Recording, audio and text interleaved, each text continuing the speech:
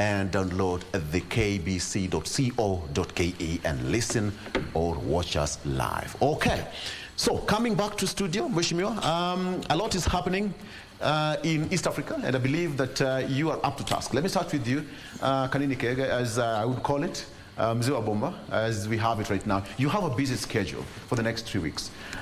Perhaps for anybody who doesn't really understand what EALA is going to be doing in the country for the next 3 weeks, maybe you can just break it down for us. Thank you so much, Oloo. And I want to say that EALA, like in Kenya, most people didn't understand the role, or don't even understand the role of EALA and also EAC. And EALA is one of the organs of EAC. Just like the government of Kenya, which has the national government, yes, the legislature, and also the judiciary, the same also happens or is in EAC, whereby the executive arm is led by the Secretary General, forms one of the organs. Then we have the judiciary, which is led by the president of the court. And then also we have now the legislature, which is led by the Speaker of the National Assembly.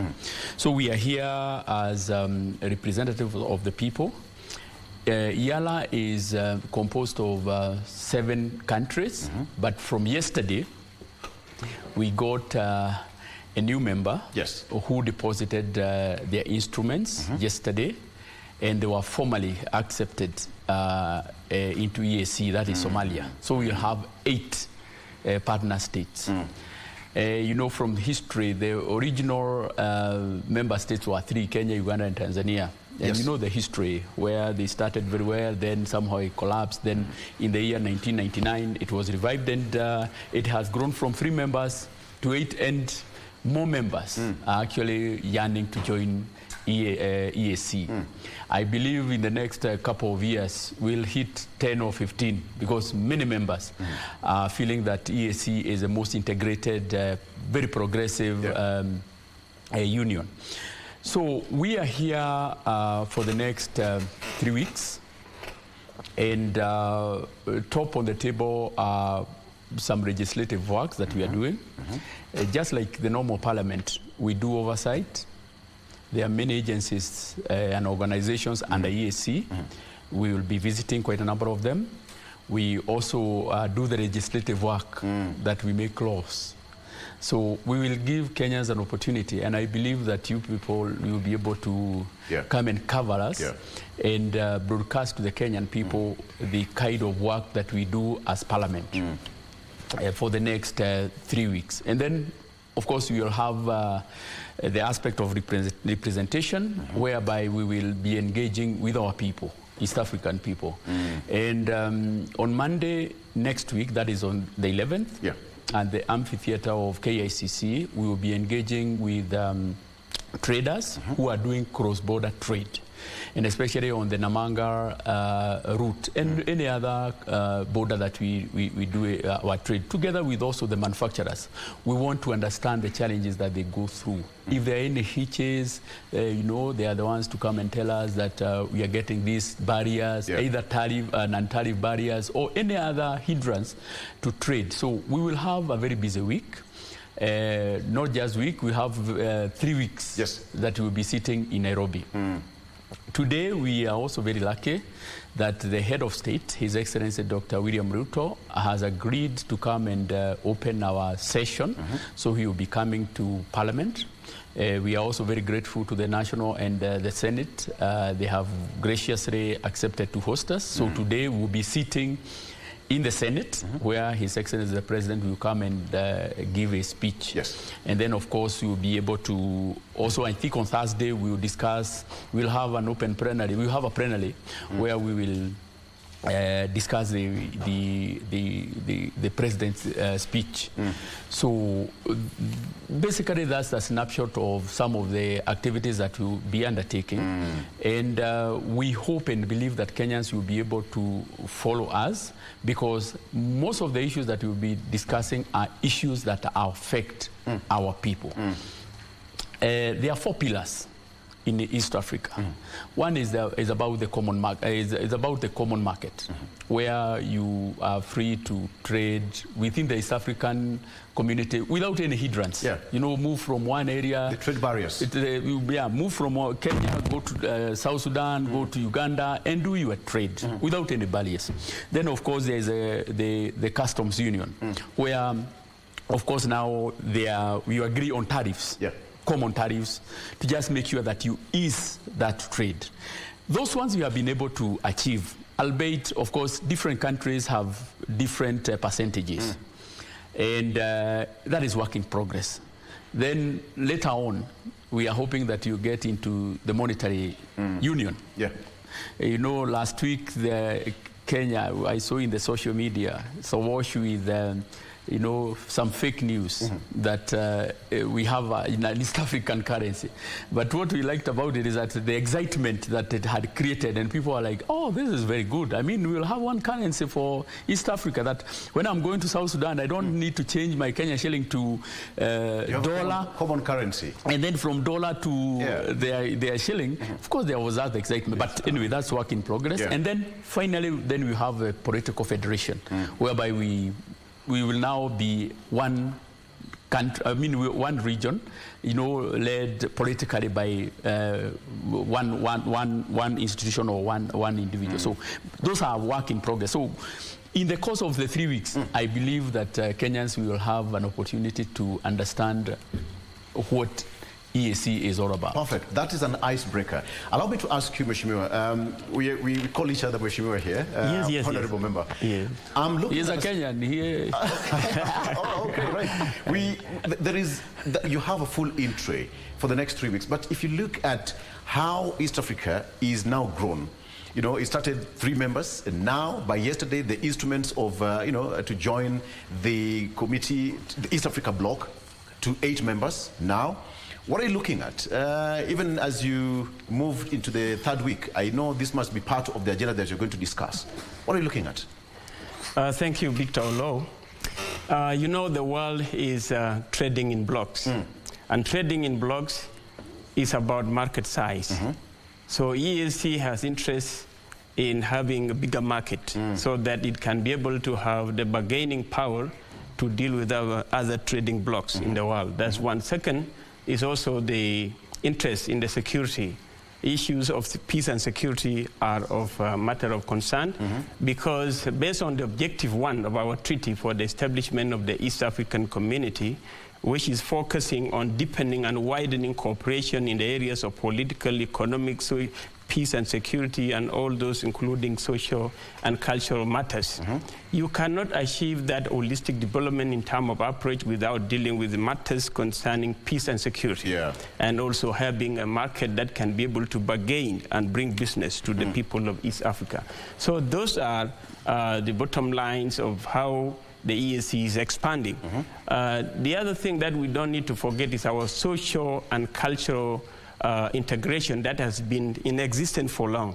Despite the boundaries that were created by our colonial powers, we East African and we Africans are still appreciating our common social and cultural values that we need to come more together to be able to collapse the boundaries that were created for us, but not on our own creation.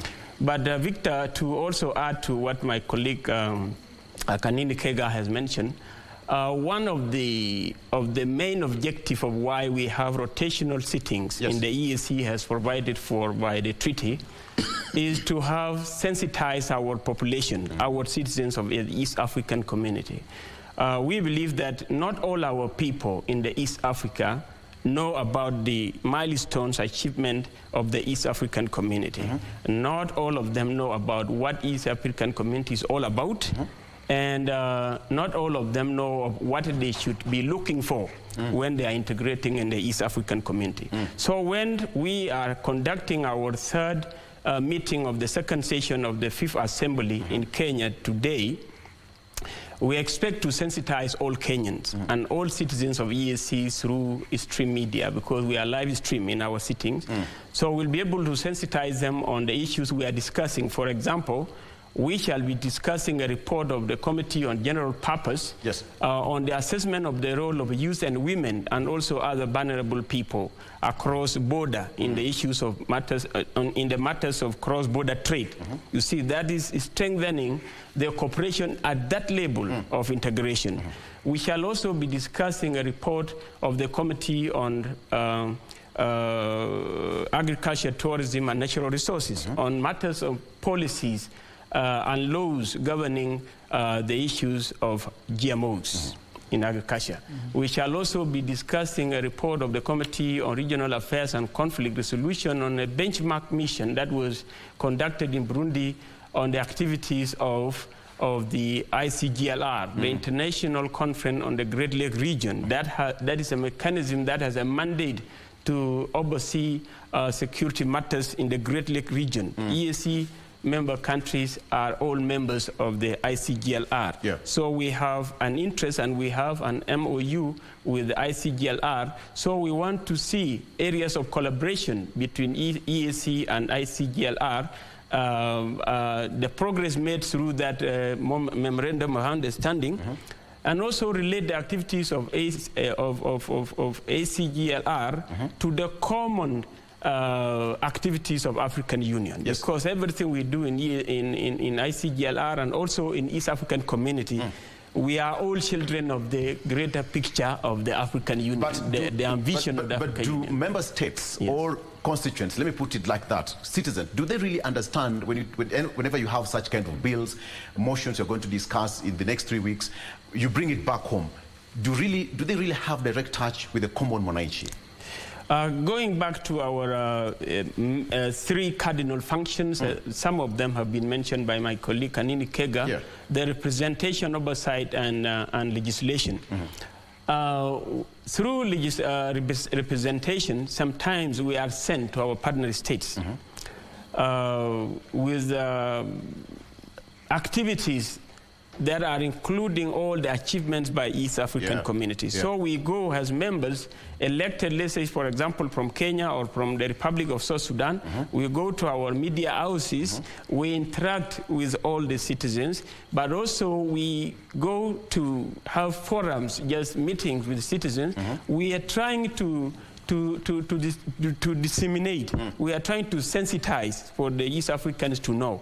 But to tell you the truth of the matter is that we still believe as members of EALA that a lot of people do not know about what we are doing in the East African community. And that is why we are important as a mainstream media. Mheshimiwa Kanini Kega, look at the way it's now structured. The 3 mandates, it's almost the same as what we have locally here. How are you doing it so that you don't have duplication of roles? You know, EAC and our local parliaments in our local jurisdictions. There will be no duplication. Actually, it's actually collaboration because the rules that we make and the protocols that we come up with in EAC or in EALA, they are domesticated. They are taken over by the partner states and they are domesticated. And I remember 2 weeks ago we were in the Republic of South Sudan.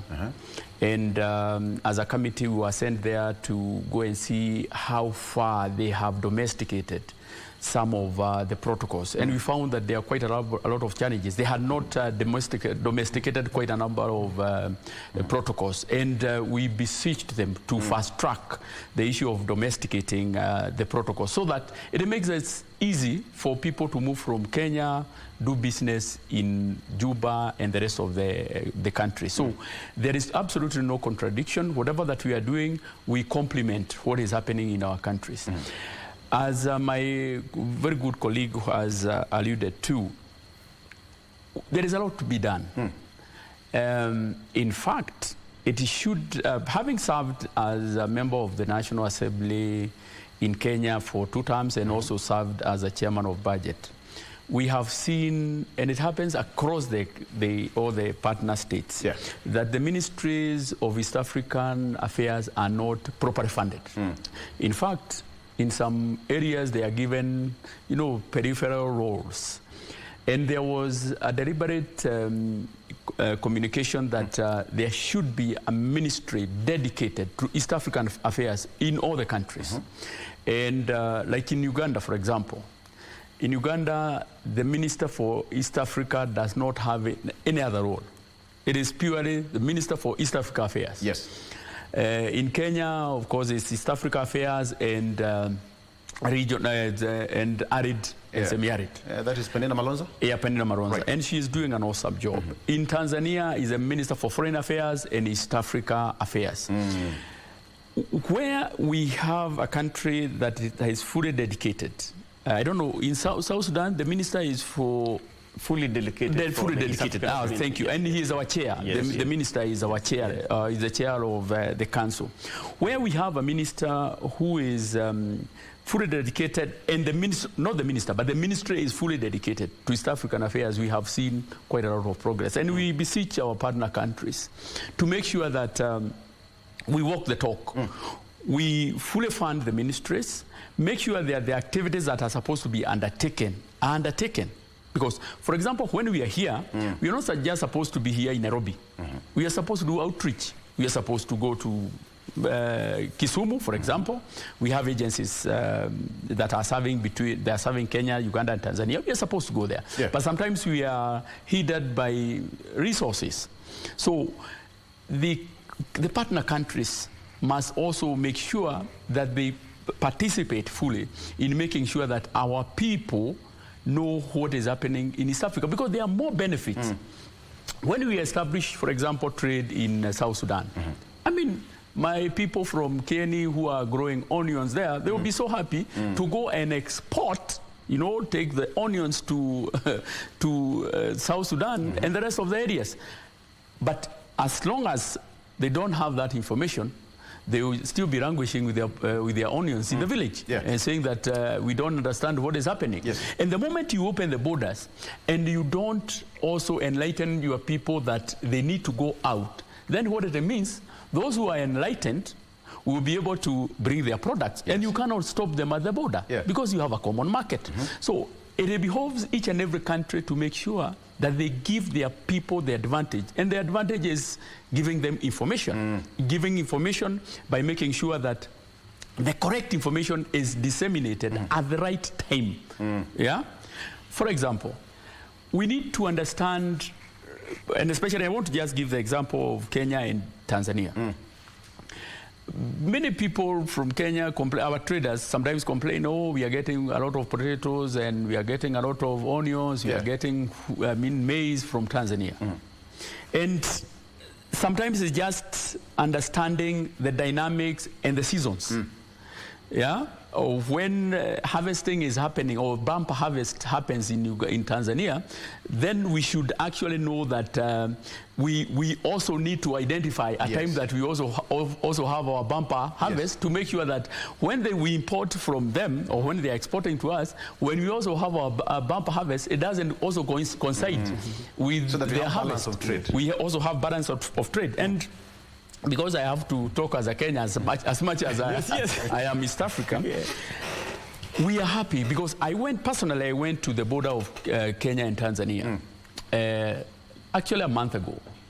And we have seen a balance of trade that is now in favor of Tanzania. At the Namaga border, there are more trucks full of food items coming from Tanzania coming to Kenya, as opposed to the past where we had more trucks, you know, of goods, either finished goods or agricultural products coming from Kenya going to Tanzania.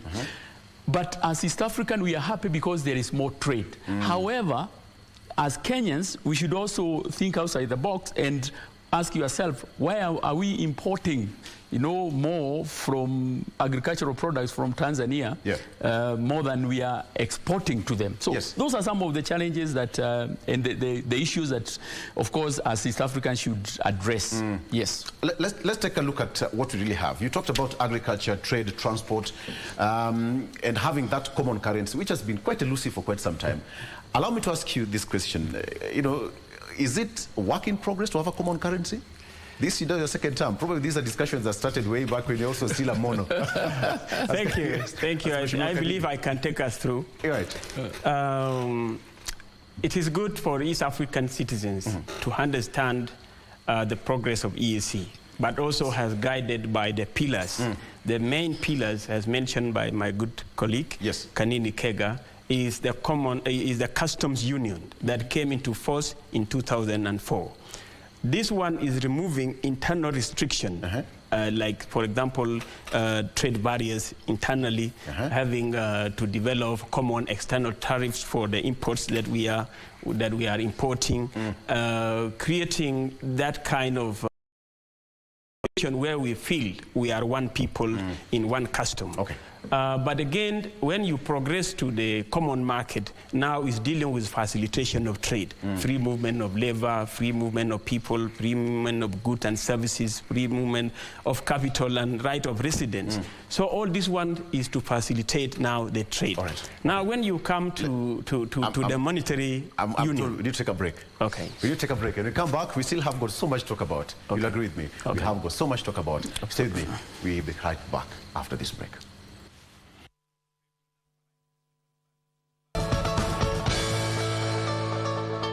Welcome back. It's now 7:33. Welcome to the program. We are still talking about matters East Africa legislation and what you really need to understand. Mheshimiwa, you said, wacha tuniseme tu ukweli.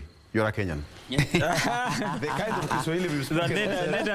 Let us just focus on English. That when we are on break, we talk Swahili. All right. So you're still in order. Yes. As you are prosecuting your issue, let's talk about, continue with the discussion where you're talking about, because we need to understand more as you continue. Thank you very much. So I was now heading to the question of the pillar on monetary union. The monetary union is a very important pillar, like the rest of the pillars of the EAC. In 2018, the EALA Parliament passed a bill on the East African Bureau of Statistics. Again, we had passed another 3 bills for the establishment of that are promoting or creating regulatory bodies that will later on be observing to the East African Central Bank. So we had a bill on the Surveillance Compliance Commission, and then we had a bill on the conformity bill, and then we had a bill on East African Financial Service Commission. So plus now the East African Statistics Bureau bill. So those one, we passed them into law. Some of them have been assented to, some have not been assented to. These bills these bills are establishing institutions which can now operate. Meanwhile, we are processing the whole integration of currency by helping also our Central Bank of East Africa. So these institutions, when they are established, like there was also a very important bill on the East African Monetary Institute bill that was passed into act. So that one now is in progress. That will help us also to establish the Monetary Institute. All those institutions, when we finally have the act that is establishing the East African Central Bank, they will be collapsed and then become part of the East African Central Bank. So that's the real hope of having a common currency. Yes. Okay. So now the whole issue is like this. Yes. Initially, they hope to have the common currency based on the previous roadmap. We were to have the common currency by 2024. But because we have some primary convergent criteria that need to be met, there are 4 of them, and they are technical. I may not need our citizens to be going through them. They include like headline inflation, that is about 8%. You go to a lot of things. So these are 4 primary convergent criteria that have to be met by EAC partner states before transitioning to a full union of currency. So this one, they have not been met by our partner states. Why? So as a result, from partner states? Yes, as a result, because I'm coming to it.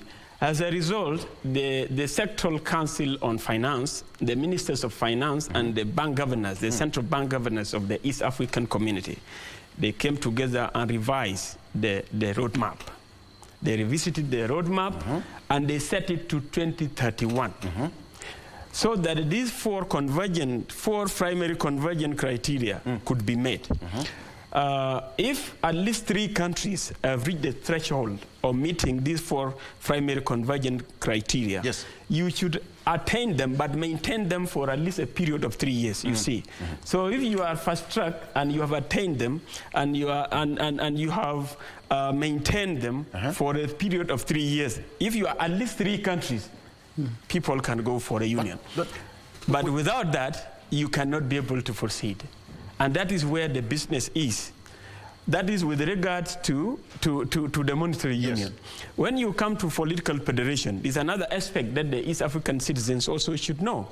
When we come to the political federation, that is an ultimate objective of the East African community, to become a political federation. But now, on the 16th sitting of the EAC summit, the summit which is heads of state, the 16th sitting that they did in 2017, they came up with a transitional model called confederation.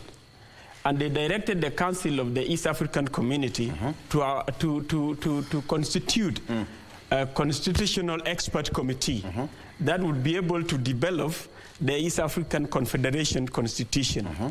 So that committee is working. And I think one of the famous gentlemen in our East African, Amos Wako, is part of that, from Kenya, is part of that committee. I know from South Sudan we have somebody, Honorable Justice Mary Ajit, is part of that committee. So they are working, and the working is in progress. They are consulting partner states, and they are developing the Confederation Constitution. So that is the progress. So now that is a transitional model to political federation. That sounds like it's too close yet so far, because having that common currency, it's quite been elusive for quite some time, Mheshimiwa, if you understand me. So at what point do we have a vision for it? Mheshimiwa Kanini, do you have a vision for it? Vision 2050 is also here with us. I want to say that as my colleague has, ably enumerated, it's very clear that is work in progress. And we don't need to rush it. Going by the history, when initially the collapse of the initial East Africa, which had Kenya, Uganda, and Tanzania, was basically because of mistrust and some of the rushed decisions that they had made. They had a common airline, they had common railway and all that. And there was some issue of mistrust because they did it in a rush. We don't want to repeat the same mistake. And that is the reason they are taking their time to make sure that ultimately we have one common currency. Some of the strongest currencies in the world belong to countries that have come together. The dollar, is from the United States of America. There are states that have come together. The euro is from Europe, countries in Europe coming together. The pound is from United Kingdom. So ultimately we have to go there. And there's no question about it. I believe the experts are working on it to make sure that finally we get there. The challenge is because, we have different currencies. And the value of our different currencies, depending on the country, it varies. The Kenyan currency, exchange rate, Uganda currency, Tanzania currency. Sometimes, those small challenges, people feel, if we rush this, then there could be some losers. And we want, at the end of the day, that it should be a win-win situation. So with time, we are going to get it there. And you remember I alluded to that earlier on when I say that last week we were washed with news that we have a new currency, East African currency, Shafra or something, and people are excited. That one tells you that people are looking forward to having one unified monetary system. And it is not just, as my colleague has alluded to or said that, it is not just having a currency. There are so many other underlying factors that needs to be dealt with. So I believe that we need to give them time.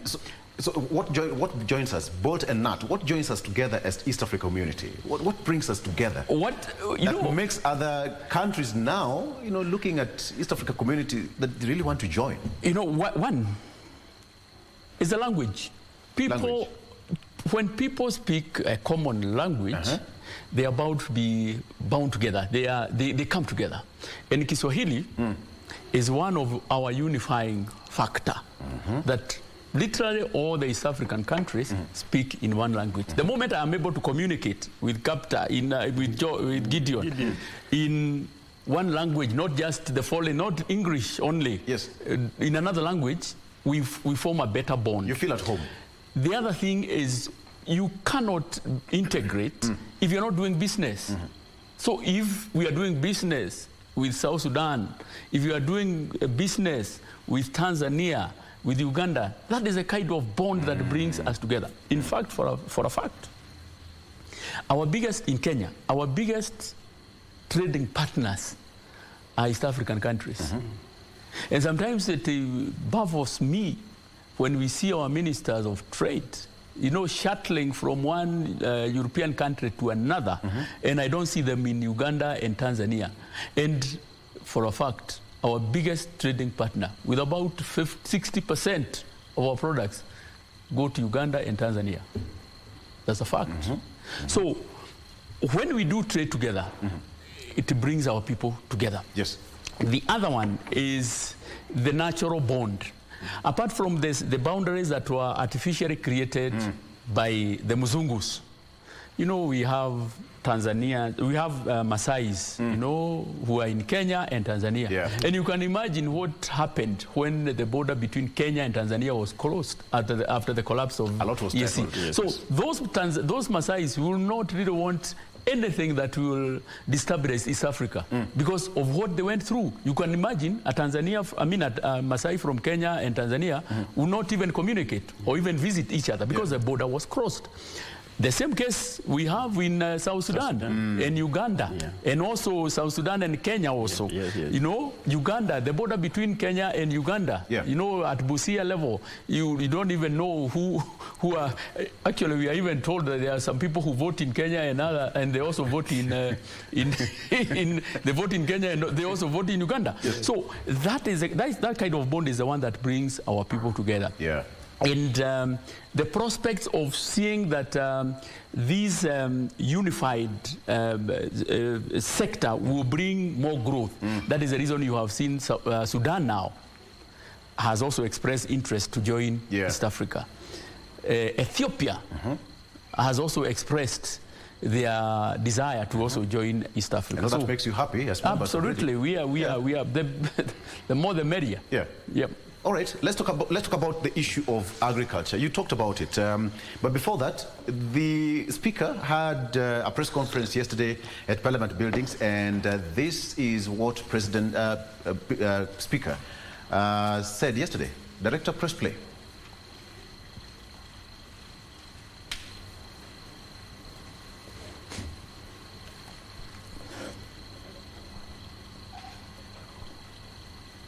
All right, we're getting that clip shortly, where the Speaker had a press conference yesterday at Parliament buildings. But let's come back home. You have got several bills. Their committees started sitting yesterday. What are we looking at? Several bills to be deliberated and discussed in the course of 3 weeks. What are some of these bills? Probably, simply put, what are they all about? What do they contain? So far, we have not. The bills shall come with the council. They will table them in the assembly, but per now, the order paper that we have, and also the program as per this week, because we have like 2 weeks sitting and the rest of the committee meeting. The bills are always brought by the council members as committees. We don't have our bills now that we have already worked on, because the process of generating bills is started in 2 ways. One, the council bills, and also the private member bills. When these bills are referred to the relevant committees, the committee process them until they bring them back to the assembly. But there are also those bills that are initiated. So for us, we are expecting to receive bills from the council. But as I mentioned earlier, we have, our oversight activity, our oversight mandate is very powerful. And it is what is testing, because our objective, the first objective of EAC is to develop policies and programs to deepen and widen cooperation in areas of political, economic, cultural, and social. So now, for us to test whether EAC partner states are implementing the programs that have been developed, we have to go through an oversight. Like we came here in Kenya, and we were in South Sudan, and we were in every other country in February, checking on the policies and laws governing the GMOs in agriculture, because that is a concern for us. We know there's a growing population that need to be fed using new technology to grow more food. But there are also other concerns that members are also raising, that while we are focusing on the quantity, there's also a question of what about our health matters with the new technology. So those are the things we wanted to ascertain from partner states. Do they have laws and regulation, rules, and also programs guiding the application of GMOs? Mheshimiwa Gideon, the issue of GMO has been a hot potato for some time. Mheshimiwa Kanini Kega knows that pretty well. When we talk about GMO, I don't know how you're going to put it so that the member states, the common mwananchi in those states, really understand what it's all about. In 1 minute. Okay, so that is a genetically modified organism. That is what is called GMO. It's a technology that is used to change the DNA of a certain crop.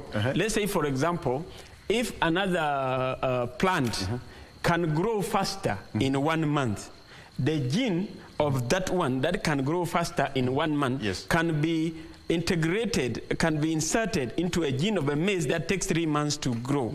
And then it is put there, and then it boosts the growth of this kind of organism.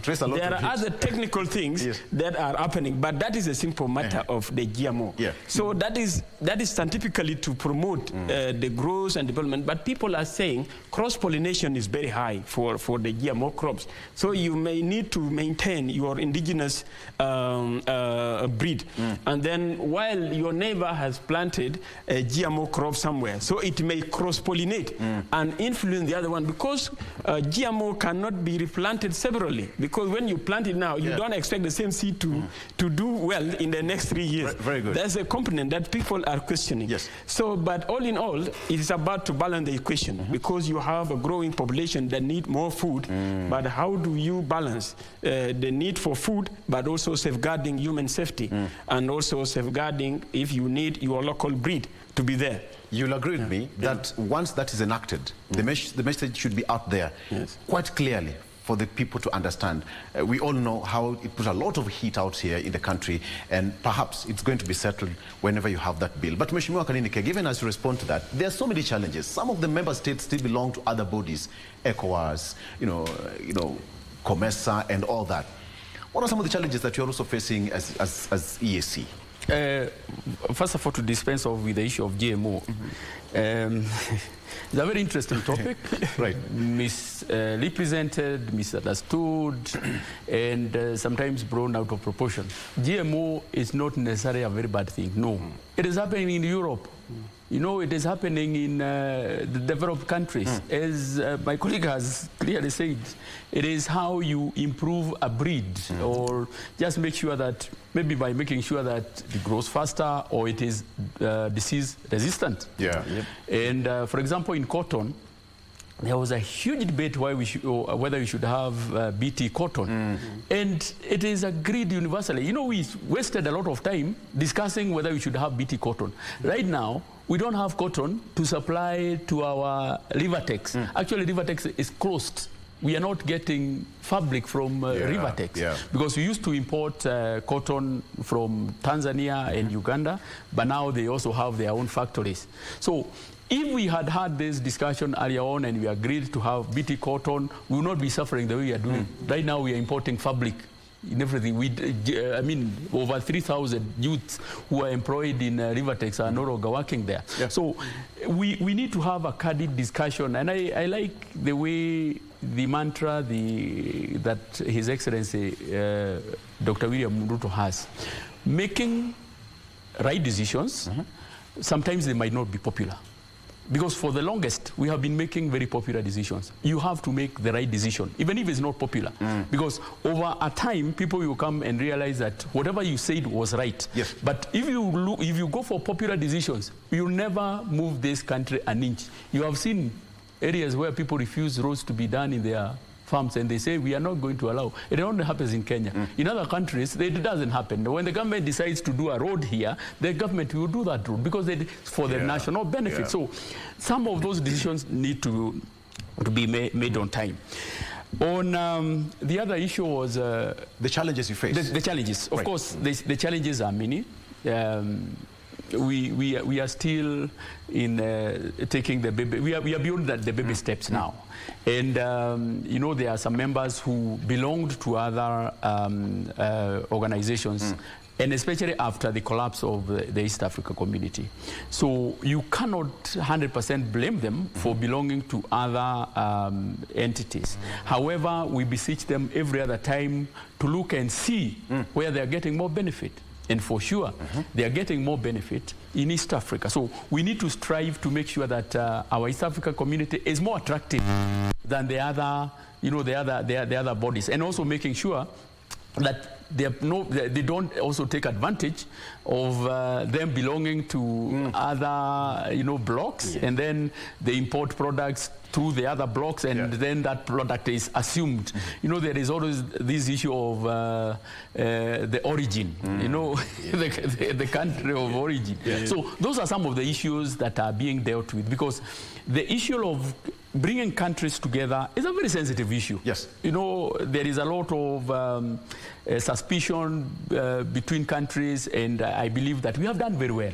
You know, as we sit, there are conflicts within East Africa.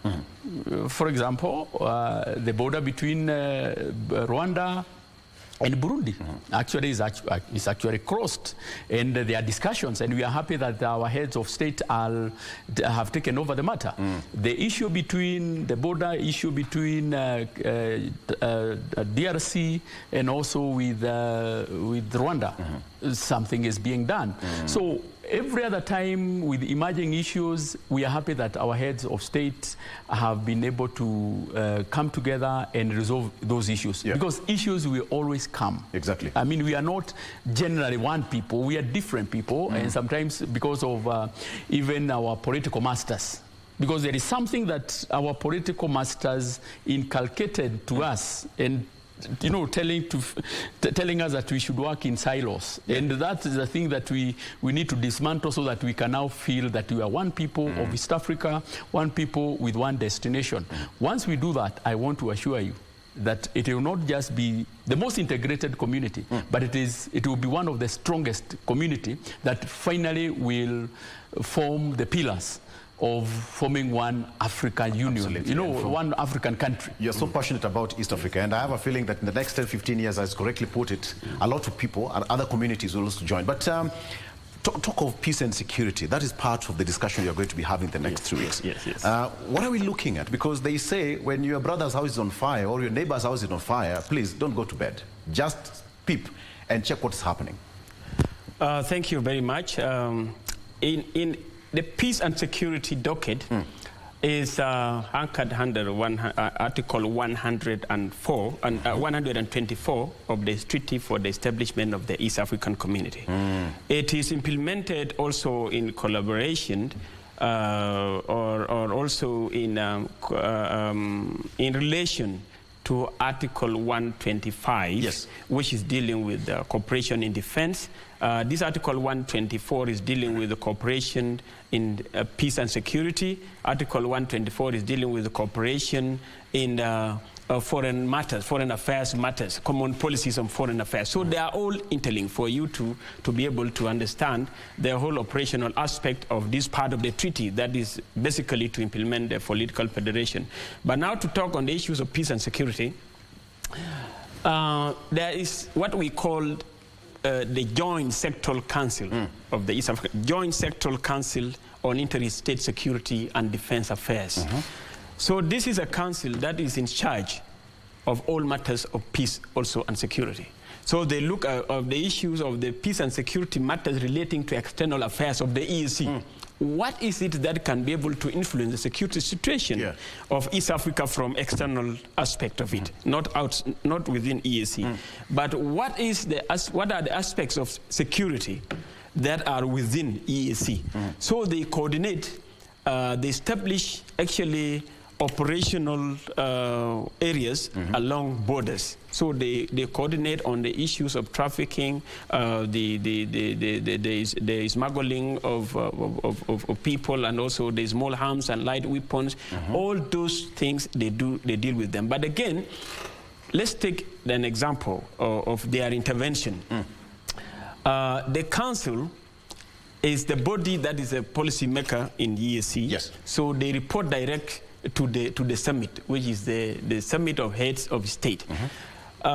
When they assess the situation, they communicate to the summit. The summit has a decision to make, either to identify an envoy to do diplomacy to prevent any cropping of a conflict, or to intervene in a situation to resolve a conflict to bring about peace. But also the chair of the summit, which is currently the head of state of the Republic of South Sudan, His Excellency Salva Kiir Mayardit, is the chair of the summit of the East African Community. On the 22nd of February, he went to Rwanda and also to the Republic of Burundi, trying to consult, to talk about peace. How we can achieve peace, which is a prerequisite to our deepening of the integration. He's also planning to go to the Democratic Republic of Congo on the same matter. But that is a work that has been done underground by the council. Yes. Because the council, they are the one assessing, and they will advise the summit that this is the approach we need to take. And then thereafter, the summit now will be able to deal with. So the challenges that we have in our region, matters dealing with the Democratic Republic of Congo, you cannot actually rule out external influence, because a lot of players are there. But you need a unified effort by the region to be able to address that kind of thing. We have hotspots in our own internal boundaries. Let's say between, you have seen some clashes between the Toposa and Turkana along the South Sudan and Kenya border. You have others, you have between South Sudan and Uganda. You have everywhere, but those are manageable hotspots. The challenge that can derail our integration agenda is when you have the border closed. Because whom are we facilitating? We are facilitating a common wananchi. Yes. There is something we call in customs union, we call it rules of origin.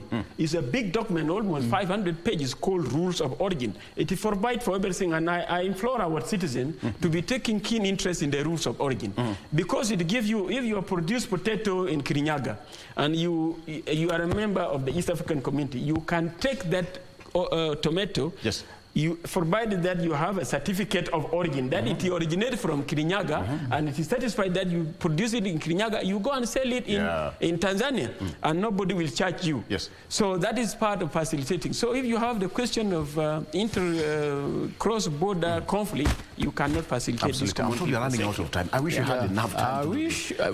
What I think we would propose is that since we still have sessions, one, we implore on you to come and cover our proceedings. Yes. But also, more importantly, because we also have our other members. You know, we are 63 members. 63. You know, 63 members in the assembly. So within the period that we will be having our sessions here, I mean, we implore on you. What are we looking at? What are we looking at? The achievements after the 3 weeks? Absolutely. In fact, it will be good to even do a post-analysis of what we have achieved in our trip I'm here. inviting you right live on air. Come back. Yeah, absolutely. On Friday, 8th, we are joining the women of Kenya. You know, we are marking the International Women's Day. We will join the country where we will go up to Embu. You have heard that he knows about Kirinyaga. See, I told you that. I'm astonished. That's the level of integration that we are doing. So I think it will be important that we do that post-analysis, and we see what we can also be able to do to make sure that our people also understand what is happening with East Africa. Because what is happening in East Africa, what is happening in Burundi and Rwanda affects you who is sitting in Kirinyaga or the rest of the place. So it behoves you to make sure that you understand what is happening within your environment. Absolutely. Gentlemen, thank you so much for coming on the show. I know you have a very busy schedule ahead of you. Yeah. President William Ruto is officially opening that session in Parliament today. What's the time? At 10. At 10. Yeah, right. And it is the third sitting of the 5th Assembly. Absolutely. Yes. We'll be crossing over and giving you that live proceeding from the National Assembly. And talk of International Women's Day. Guess who is in studio? The other side of idhaa ya Kiswahili, we have got Aisha Jumwa, who is the Cabinet Secretary of Gender, Culture, the Arts and Heritage, talking about International Women's Day that is going to be celebrated on Friday. And yes, you've just picked my cue. I don't know who gave you that oxygen. We call it oxygen.